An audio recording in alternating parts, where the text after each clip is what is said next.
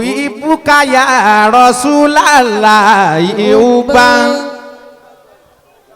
yuqaribuni ila rahmani quriba bi Muhammadin bi Muhammadin bi Muhammadin bi Muhammadin bi Muhammadin bi Muhammad Samsudua Tajul Huda Ba'arun Nada La khaira illa fi tibai Muhammad. Àríyàn Yorùbá Ànábì Muhammad sallallahu alaihi wasallam. Bàbá wẹ́ kú kálẹ̀ ní ibẹ̀ yẹn o. Nítorí àsìkò ẹgbọ́n ta ló sọ pé yanyan tán nílùú Ìlọrin. Bàbá wa àgbà lábẹ́ mi ọmọ bàrámọ̀ yanyan ò lè tán o nílùú Álímì torí báwọn kan ṣe ń lọ làwọn kan ń dé torí pé ọ̀la kéwù là ń jẹ́ nílọrin o. Bàbá wa ní Ráúdọ̀ ìlú ìfọ̀kànbalẹ̀ tó yàtọ̀ gèrè Álímì Jannatu Duniya. Bọ́láhùn bá sọ pé kí gbogbo ayé mínísítà kí wọ́n sásáfà pẹ̀lú máríwá kí wọ́n ṣe tàwábù ní Nàìjíríà bí Nàìjà ṣètò jamami gèrè Álímì Káàbà gbogbo wọn. Máa gbọ́ báwa àjẹtán bá rí ẹfín àbáwọn oṣó tí wọ́n dààmú rẹ̀ ìwọ ò wá mọ náà kàlí kan tó lè sá máa pariwo ìlú Ìlọrin ọ̀la kéwù là ń jẹ́ nílọrin o ìlú ìfọ̀kànbalẹ̀ tó yàtọ̀ gèrè Álímì Jannatu Duniya.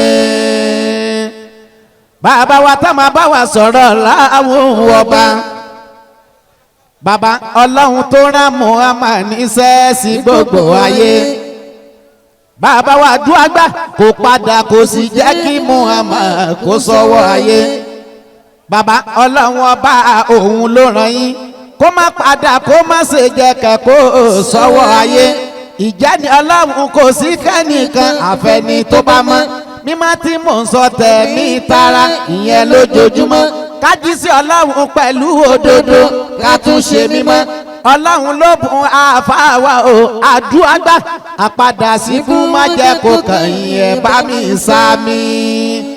Bàbá wa Alájí àgbà ọlọ́run má ṣe yín láàfáà kan Jábútẹ́. Bàbá má ṣe yín láàfáà kan Jábútẹ́.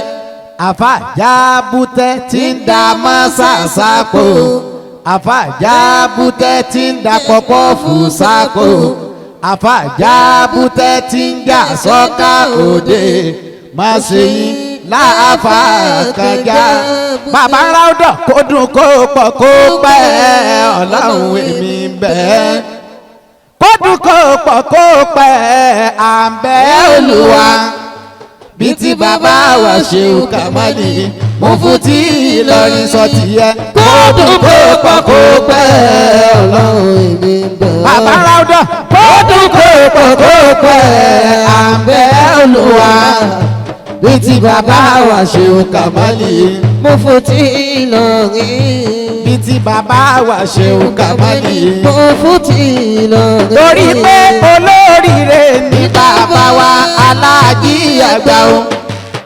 onínúure ní bàbá wa Aláàjì àgbà o oríire wọn kò tún parẹ́ lórí àwọn ọmọ yìí ọ̀pọ̀ èèyàn ni wọ́n nínú rẹ̀ níta Aláàjì àgbà o èmi gẹ́gẹ́ onínúure ni mi ọmọ Bàrámù mínísítà ṣùgbọ́n oríire jùnú rẹ̀ lọ Ìsmáìlà o ọlọ́run jẹ́ kí n ṣoríire àtẹ̀yìn tẹ́ńfẹ́ mi ní tí bàbá wa Ṣehu Kàmálì Mufti Ìlọrin sọ tiẹ̀ kó dùn kó pọ̀ kó pẹ́ ọlọ́run àwọn ń bẹ̀ ọ́. Ọlọ́run bá ń dúpẹ́ kó dùn kó pọ̀ bí kó ti bàbá wa tó kà pẹ́. Ṣéhù